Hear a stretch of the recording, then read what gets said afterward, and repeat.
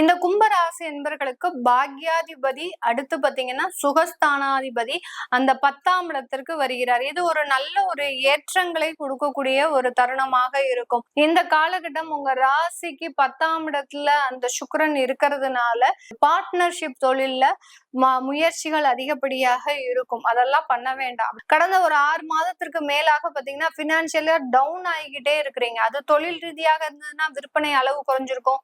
வேலையில இருக்கிறீங்க அப்படின்னா அந்த ராகு சந்திரன் மீது பயணிக்கும் போது யாருமே எனக்கு வேண்டாம், நான் மட்டும் எனக்கு போதும், என்னுடைய வாழ்க்கையவே நான் அழிச்சு கொள்ளக்கூடிய அளவுக்கு இருக்கிறேன் அப்படின்ற மாதிரியான ஒரு வெறித்தனமான ஒரு முடிவுலாம் எடுக்கக்கூடிய ஒரு நபர்களாக இருப்பாங்க.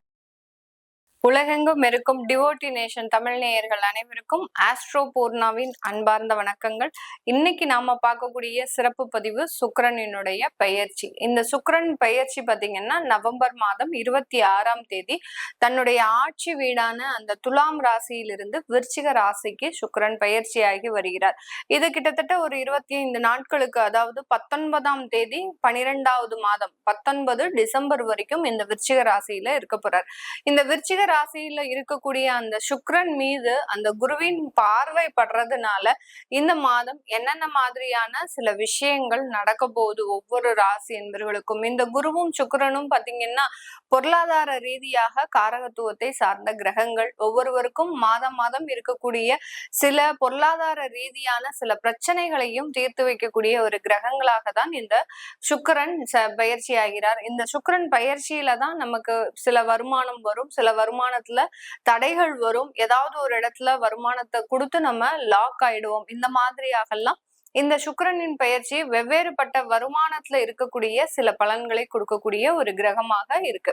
இப்போ அதை பத்தி நம்ம இந்த பதிவுல டீட்டெயில்டா பார்க்க போறோம். ஒவ்வொரு ராசிக்கும் என்னென்ன மாதிரியான ஒரு பலன்கள் இருக்க போகுதுன்றத பார்க்கலாம்.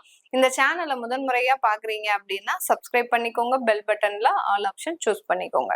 கும்பராசி அன்பர்களுக்கு இந்த சுக்கிரன் 10ஆம் இடமான அந்த கர்மஸ்தானத்துல பயிற்சியாகி வருகிறார்.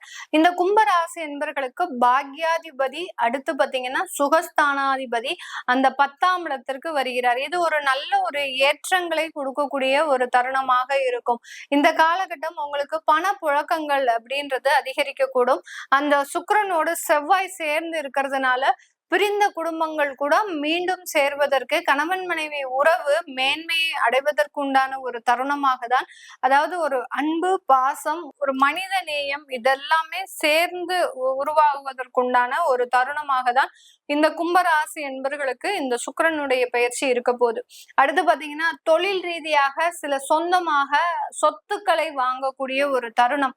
இப்போ ஒரு மேனுஃபேக்சரிங் இண்டஸ்ட்ரீஸ், அதாவது உற்பத்தி சார்ந்த ஒரு தொழில்ல இருக்கிறீங்க அப்படின்னா இதனால் வரைக்கும் ஒரு கடன் வாங்கி அந்த அதாவது ஒரு லீஸுக்கு வாங்கி மெஷினை வச்சு நீங்க ரன் பண்ணிட்டு இருப்பீங்க. இப்போ நீங்களே சொந்தமாக ஒரு மெஷின் வாங்குவதற்கோ இல்ல நீங்க எக்ஸ்ட்ராவா நீங்க அந்த தொழிலை விரிவுபடுத்தும் போது அந்த ஒரு மெஷினரிஸ் எல்லாம் வாங்கி போடுவதற்கு உண்டான ஒரு நேரமாகவோ தான் இந்த காலகட்டம் உற்பத்தி சார்ந்த தொழில்ல அதிகப்படியான சொத்துக்களை சேர்க்கிறதுக்கு உண்டான ஒரு நேரமாக தான் இருக்க போகுது.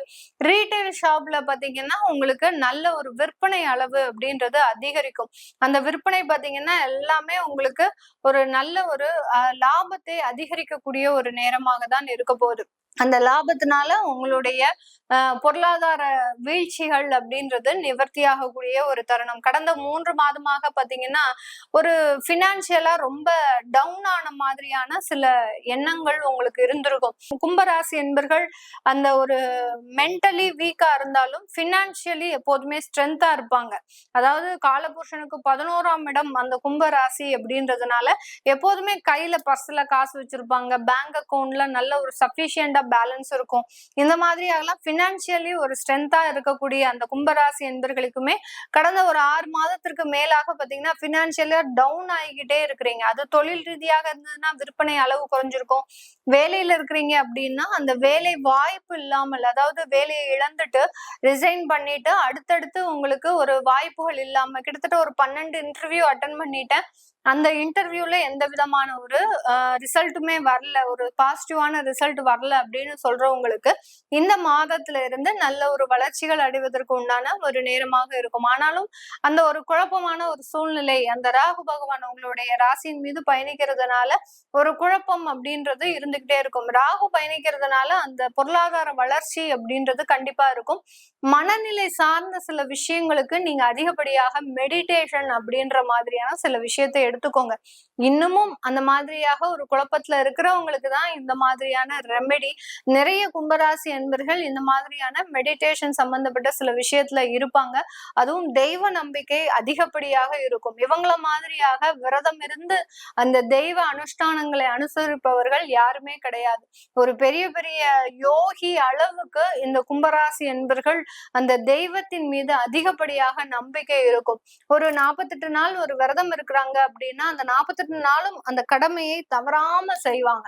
அந்த அளவுக்கு அந்த ஒரு நம்பிக்கை அப்படின்றது அளவுக்கு அதிகமாக இருக்கும். அதனால இவங்க இயல்பாகவே அந்த மெடிடேஷன் சம்பந்தப்பட்ட விஷயங்கள் எல்லாம் அதிகப்படியாக அனுபவிக்கக்கூடிய ஒரு நபர்களாக இருப்பாங்க. சில பேர் இவர்களினுடைய தசாபுத்தி மோசமாக இருந்தது அப்படின்னா எல்லாத்துலயுமே ஒரு வெறுப்பான ஒரு வாழ்க்கை. அந்த ராகு சந்திரன் மீது பயணிக்கும் போது யாருமே எனக்கு வேண்டாம், நான் மட்டும் எனக்கு போதும், என்னுடைய வாழ்க்கையவே நான் அழிச்சு கொள்ளக்கூடிய அளவுக்கு இருக்கிறேன் அப்படின்ற மாதிரியான ஒரு வெறித்தனமான ஒரு முடிவுலாம் எடுக்கக்கூடிய ஒரு நபர்களாக இருப்பாங்க. இவங்களை போய் நீங்க மெடிடேஷன் பண்ண சொன்னீங்கன்னா உங்களுக்கு வேற வேலையே இல்லையா அப்படின்ற மாதிரியாக நம்மளையே அவர்கள் திரும்ப நமக்கு ஒரு சில ரிவீட்லாம் விடக்குண்டான ஒரு அமைப்புலாம் இருக்கு. அதனால இந்த மாதிரியாக திசாபுத்தி அமைப்புகள் ரொம்ப மோசமாக இருந்தது அப்படின்னாதான் இந்த மாதிரியாக சில விஷயங்களை நீங்க எடுத்துக்கோங்க. மெடிடேஷன் எடுத்தீங்க அப்படின்னா உங்களுக்கு ஒரு தொழில் ரீதியான ஒரு கான்சென்ட்ரேஷன் அப்படின்றது கண்டிப்பாக இருக்கும். இந்த காலகட்டம் உங்க ராசிக்கு 10ஆம் இடத்துல அந்த சுக்கிரன் இருக்கிறதுனால இந்த காலகட்டம் பாத்தீங்கன்னா நீங்க தொழில் ரீதியான இன்வெஸ்ட்மெண்ட், பார்ட்னர்ஷிப் தொழில்ல முயற்சிகள் அதிகப்படியாக இருக்கும். அதெல்லாம் பண்ண வேண்டாம். அப்படி பண்ணுனீங்க அப்படின்னா மாட்டிப்பீங்க. ஒரு 25 நாள் இருக்கக்கூடிய கிரகங்களுக்காக நீங்க ஒரு இடத்துல போய் இன்வெஸ்ட்மெண்ட் பண்றது அப்படின்றது ஒரு நல்ல விஷயம் அல்ல.